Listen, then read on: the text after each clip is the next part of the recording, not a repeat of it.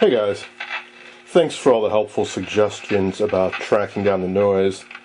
I was hoping that it was really going to be an issue with just this radio and that the noise in my area wasn't that bad.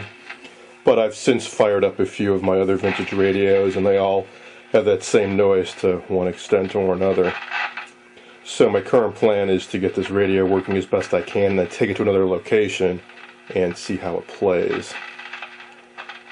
I have done a bit of experimenting though, and I've found that if I use a much shorter antenna, the noise is much less of an issue. Sure, it cuts down the gain, but the signal to noise ratio seems to be a lot better. So, for example, what I've got right now is just this like 18-inch piece of wire. If I just leave it hanging in it midair, we get that buzzing noise across the band, and it's much worse in the center than at either end.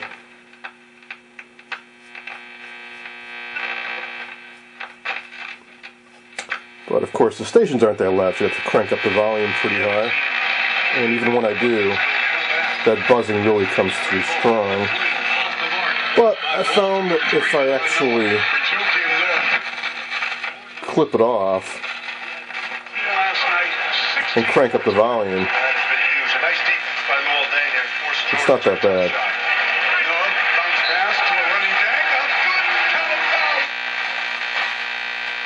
If the economy's getting better, then why did an all-time record low percentage of... Still bad, of course. Especially between about 700 and 900.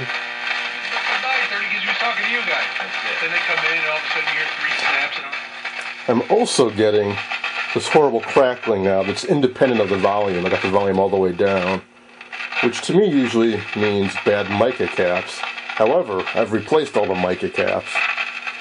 The only one that's left is the one inside here that's comprised of a sandwich of some sheets of mica and some sheets of metal, which form two fixed 100 picofarad caps and a variable cap. And if this was the culprit, I would expect that if I tweak this, it would have some effect on the noise, and it doesn't really. My other thoughts are dirty tube sockets, but I've tried wiggling and replacing every tube, makes no difference. I thought maybe a heater to cathode short in one of the tubes, but I replaced all the tubes a couple times. And occasionally it goes away entirely, but right now it's especially bad.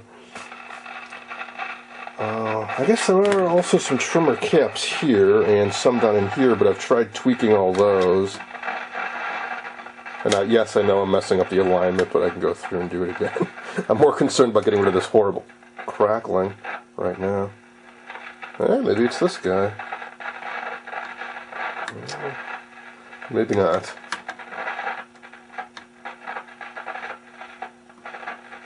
At any rate, that's where things currently stand. I also found out why the presets weren't working, and that's because there are two 370 picofarad caps that were bad. One had drifted pretty far out of value, and one was measuring no capacitance at all. I'm not entirely sure what these are made out of. I don't know if they're mica caps. They kind of look like they might be some sort of ceramic material. At any rate, 370 is kind of an oddball value, so I'm going to order up a couple 390 picofarad caps, and it should be close enough. Maybe we can get those presets working properly. Something else I found, amazingly, is two of the three original electrolytics that would have gone in this radio. If you recall, it came with some replacement caps that are old, but nowhere near as old as these originals, and they are somewhat similar looking. My main concern with these is I wanted to restuff them, and these are not so easy to restuff. You can't really cut open the end here because you want these threads to hold it down to the chassis. If you cut it open anywhere along here, it's going to be a pretty visible seam when you try to put it back together. And there's no real easy way to uncrimp this top and get it open. However, with these guys, with this lip, it turns out it's actually pretty easy to restuff these. I read about the technique on the Philco forum, you can actually cut these open with just a sharp utility knife, like this.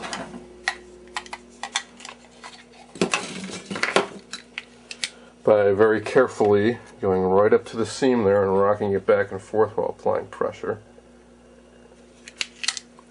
I gave it a try on, let's see where I put it, on this guy, which is the third cap. This is also a replacement. I have not found the original Philco cap for this guy, so this one I am going to restuff. So this also had that similar type cap, and by rocking a sharp blade I was able to cut it open. Didn't do the neatest job, but I think a little bit of filing or sanding I can clean that up. And then you heat this up and you actually pull the guts out from the top instead of the bottom. And now I can put a new cap down inside there and run some wires out the bottom. And as for putting the top back on, the suggestion I found online was to actually glue in a piece of plastic cylinder or wood dowel, and then you can simply just pop this back on. And if you ever need to open it up again for servicing, you just pull it right off. So that is my plan for these two guys. Where I found these was, well, I actually just looked up the part numbers off the service info and just Googled this number, 30-2331, and got a hit. There's a website where a guy's got a lot of parts salvaged out of radios, and he had parted out a Philco 3930. Most of the parts were gone, like the power transformer, audio output transformer, and so on, but he still had these two.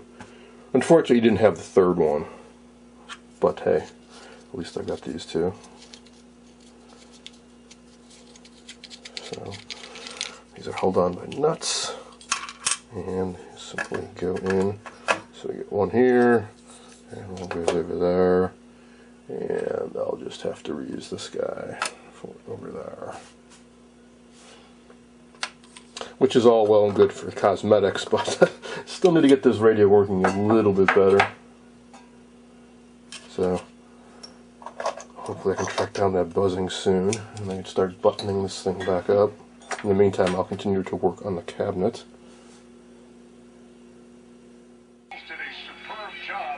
Good news, I think. One, I was right that all that horrible crackling was coming from this trimmer. I blew off some of the dust and dirt and tweaked it a bit, and no more crackling. Two, another helpful suggestion I got online was to actually ground the chassis.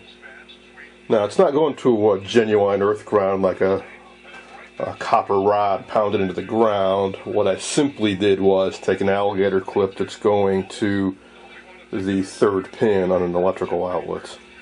So here's where it clipped on. Here's where it clipped off. Quite a difference, I'd say. Noise isn't completely gone.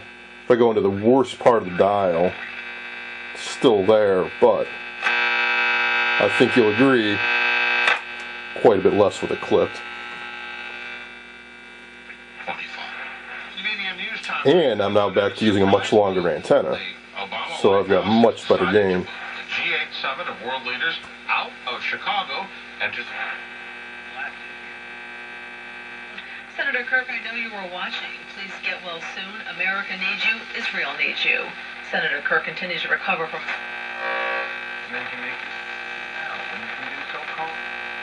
I think Blue Cross, by giving me information, access,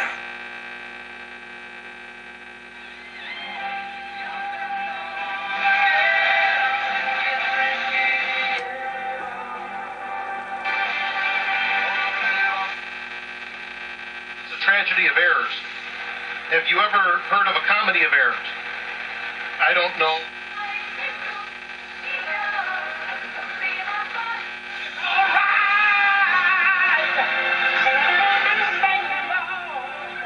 You may have noticed I've also gone with the metal 6AG, or sorry, 6A8.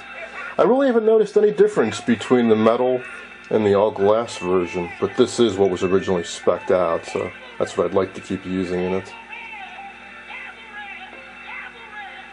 I've also tried slipping a shield over the 78 and the 37. It doesn't really make much difference.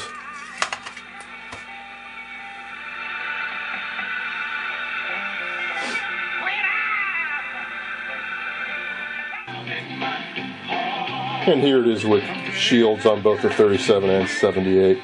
Doesn't really make much difference. Which I find a little curious because I also have a Philco 38.7 and 38.10, which do have shields over all the tubes.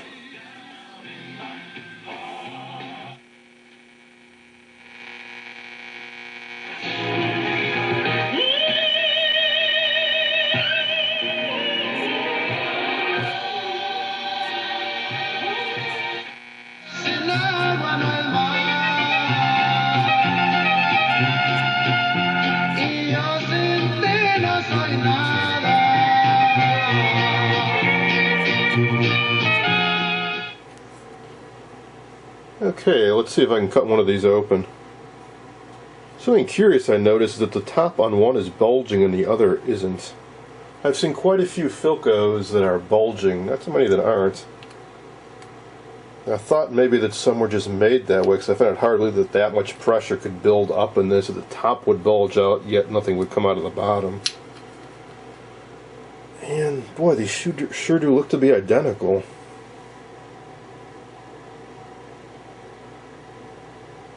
No, maybe not quite. One has H811, one has G828. Those could be date codes like 1938 11th week and 1938 23rd week, which could account for the difference. At any rate, the technique is to take a sharp knife, slowly rock the cap this way. Slowly rock the cap back and forth while applying pressure. And the sharp steel will eventually cut through the aluminum.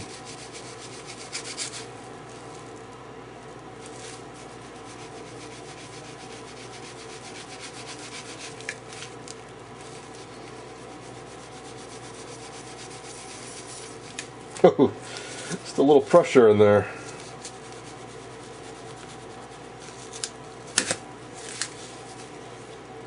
That's probably what this card is here. Some of the old electrolytes oozing out. Don't worry, it's fairly inert stuff, usually something like borax.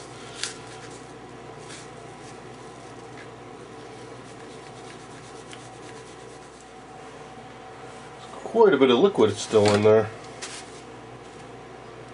Huh. I'm used to them being more like paste inside, but it's very, very liquidy in there. Which means this might actually still have some life left, but with that bulging top and this cap being, let's see, what, 74 years old or thereabouts, that's something I really want to risk.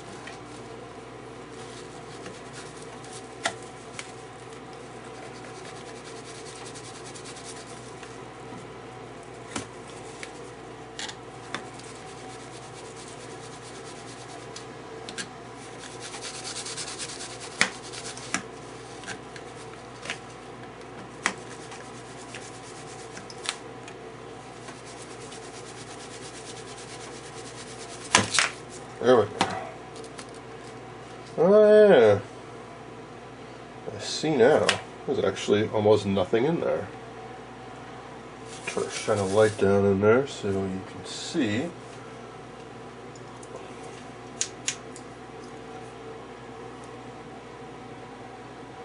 It's a pretty weak flashlight. Let's try this guy.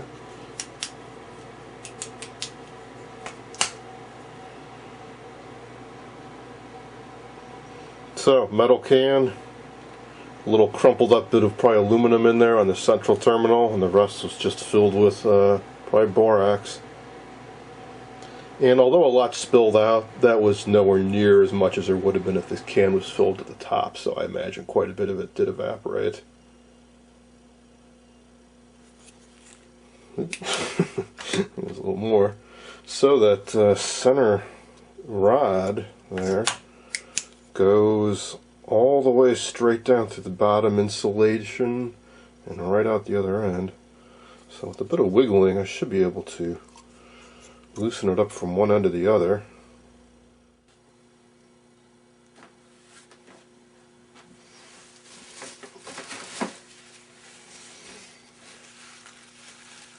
Even more fluid in this guy, jeez.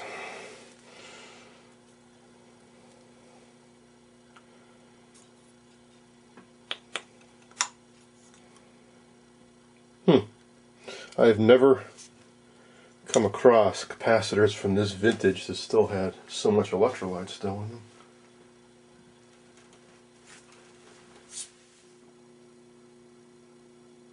I rinsed the cans out thoroughly. Now I just need to get those old insides out.